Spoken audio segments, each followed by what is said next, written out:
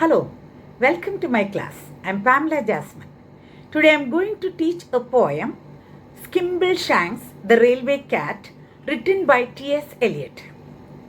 This poem is a narrative poem because it tells a story. At the same time, it is a descriptive poem for it describes the main character, Skimbleshanks, a railway cat who lives and works on a night mail train which travels from London to Scotland. Let's discuss the poem. There is a whisper down the line at 11:39 when the night mail is ready to depart, saying, "Skimble, where is Skimble? Has he gone to hunt the thimble?" So the train was 11:39 and the night mail train was about to start. At that time there was a confusion. Skimble was missing. Who is Skimble? Skimble is the railway cat who lives and works on this night mail train. So when the train was about to depart, everybody was confused because Skimble was missing. Everyone was asking each other, where is Skimble? Has he gone to hunt the thimble? What is thimble? Thimble is a metal tube. So then we must find him or the train can't start. All the guards and all the porters and the station master's daughters, they are searching high and low. So everyone was searching for Skimble. Without Skimble, the train can't start. They cannot depart. The train would not go without Skimble. So everyone was searching. Who all were searching? All the porters, all the guards, and even the station master's daughters were searching up and down for Skimble. Because without Skimble, the train can't start. Saying, "Skimble, where is Skimble? For unless he is very nimble, then the night mail just can't go." So they are asking each other, where is Skimble? He should be quick. Unless he is very nimble.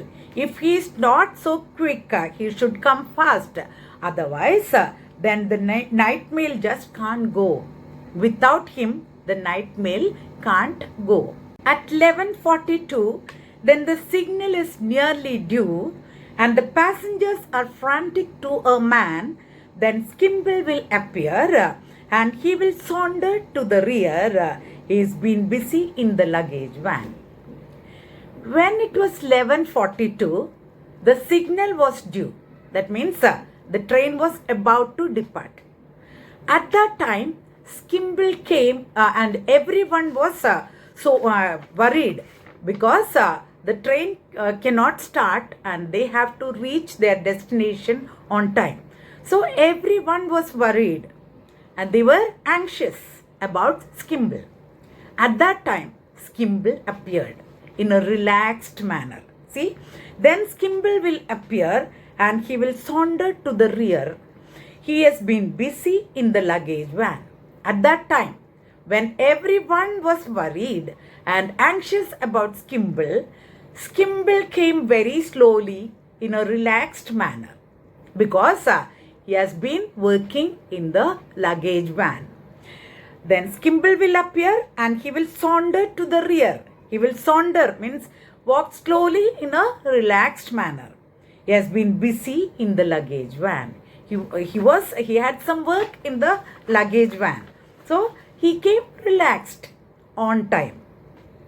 He gives one flash of his glass green eyes and the signal goes all clear.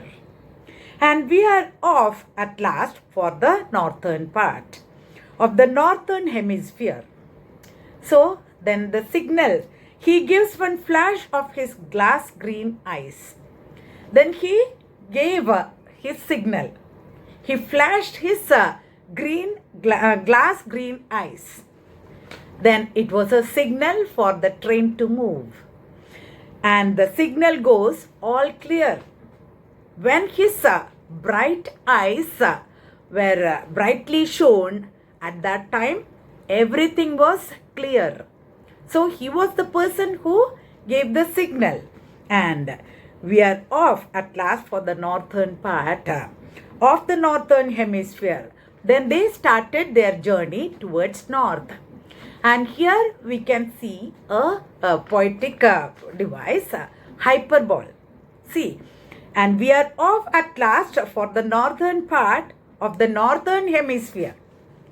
So it is a slight exaggeration. They are going towards north, but it is written northern hemisphere. So it is an exaggeration. So the figure of speech is hyperbole. You may say that by and large, it is Skimble who is in charge of the sleeping car express. From the driver and the guards to the bagman playing cards, he will supervise them all, more or less.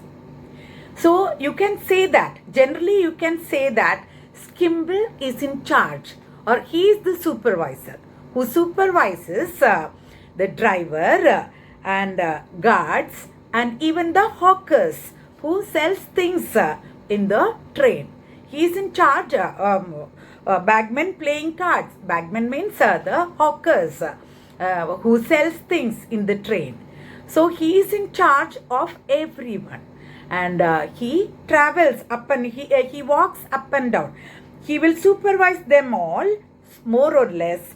Down the corridor he paces and examines all the faces.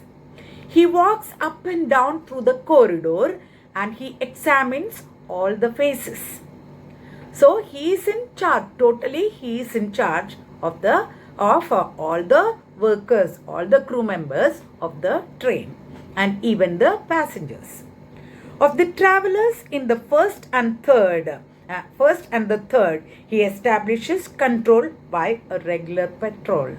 So he is in charge, or he examines, or he supervises even the travelers of the first class compartments and even the third class compartments. So throughout the train, he supervises, he examines, he establishes control by a regular patrol.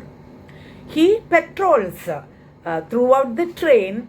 He roams around, or he walks up and down throughout the train, and the entire train, first class compartment and even the third class compartment.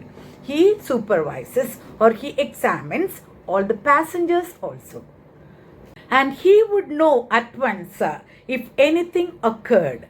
He will watch you without winking and he sees what you are thinking. So he is very shrewd. Skimble is very shrewd, and he would know whatever happens in the train. And he will watch you without winking. He will stare at you and he will understand what is in your mind. What are you thinking? So he understands everything. And it is certain that he doesn't approve of hilarity and riot. So the folk are very quiet when Skimble is about and on the move. He does not allow anyone to misbehave. It is clear that he doesn't approve of hilarity. Hilarity means merrymaking. And riot. He does not allow anyone to scream or shout and laugh so loudly, or anyone to fight. He does not approve. He does not allow. So the folk are very quiet. Everyone keeps discipline. When Skimble is about and on the move, when Skimble passes, or when Skimble is on his patrol or supervision, nobody would misbehave. You can play no pranks with Skimbleshanks. He is a cat that cannot be ignored. So nothing goes wrong on the northern mail when Skimbleshanks is aboard. So you cannot play any pranks or any practical jokes on him. And he is a cat that cannot be ignored. Even though he is a cat, you cannot ignore him. He is very watchful. You cannot play any pranks on him. And so nothing goes wrong on the northern mail when Skimbleshank is aboard. So when Skimbleshank is on board, nothing goes wrong. Everything is perfect in the northern mail. Oh, it is very pleasant when you have found your little den with your name written upon the door.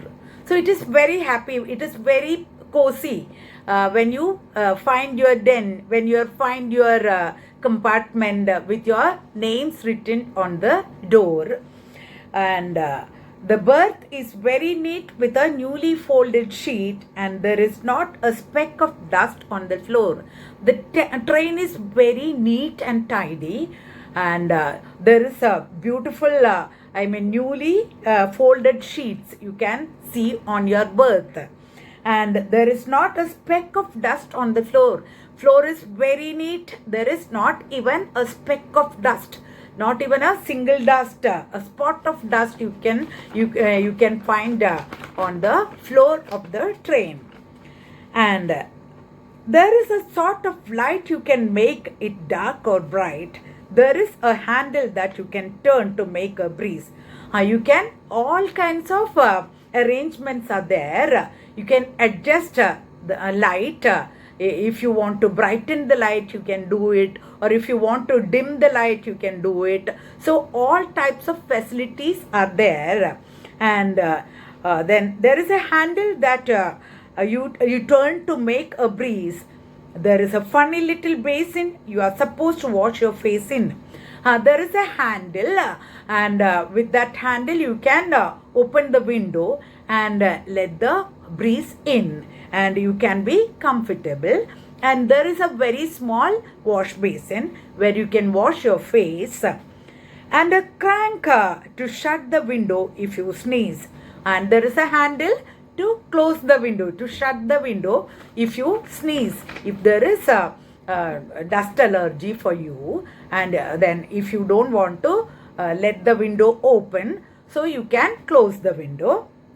Then the guard looks in politely and will ask you very brightly, do you like your morning tea weak or strong? Then the guard will come and ask you whether you want a light tea or a strong tea. And but Skimble is just behind him and was ready to remind him. And when the guard comes to enquire the passengers whether they need a morning tea, strong tea or a light tea, that time also Skimble will be with him, and he would remind the guard to see the welfare of the passengers. For Skimble won't let anything go wrong.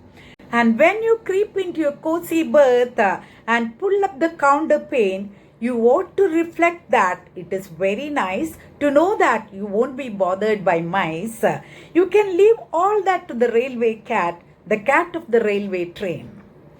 When you creep into the cozy berth, the berth is very comfortable. The berth to sleep is very comfortable. When you settle down to sleep on the berth, and when you spread the bed cover, or when you cover yourself with the bedspread, and you ought to reflect that it is very nice to know that you won't be bothered by mice. And when then you will come to know that you will not be bothered by any mice, because any rats, because there is a cat to look after everything.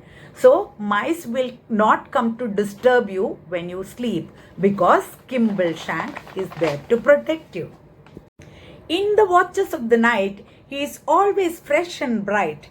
Every now and then he has a cup of tea, with perhaps a drop of scotch, while he is keeping on the watch, only stopping here and there to catch a flea. So he is on duty. Skimbleshank is on duty.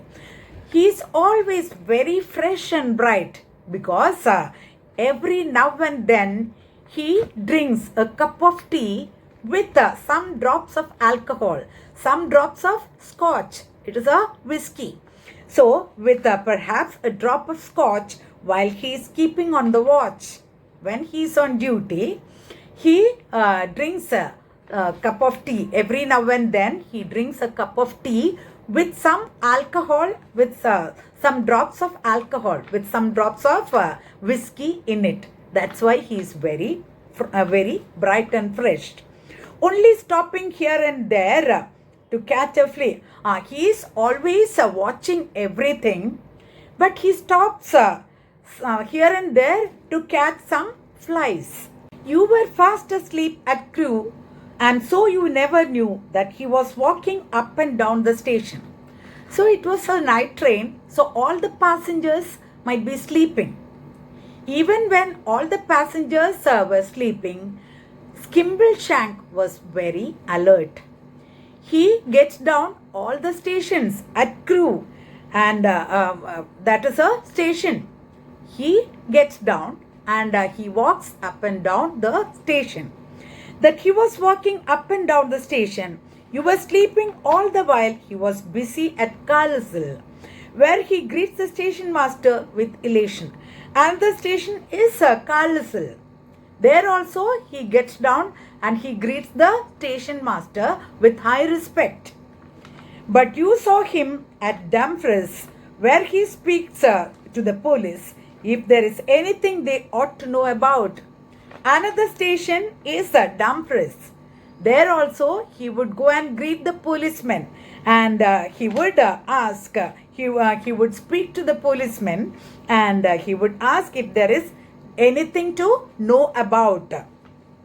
When you get Gallowgate, there you do not have to wait, for Skimbleshanks will help you to get out. And when you reach your destination at Gallows Gate, you will not face any trouble, because Skimbleshanks is there to help you. So you needn't wait there, because for Skimbleshanks will help you to get out.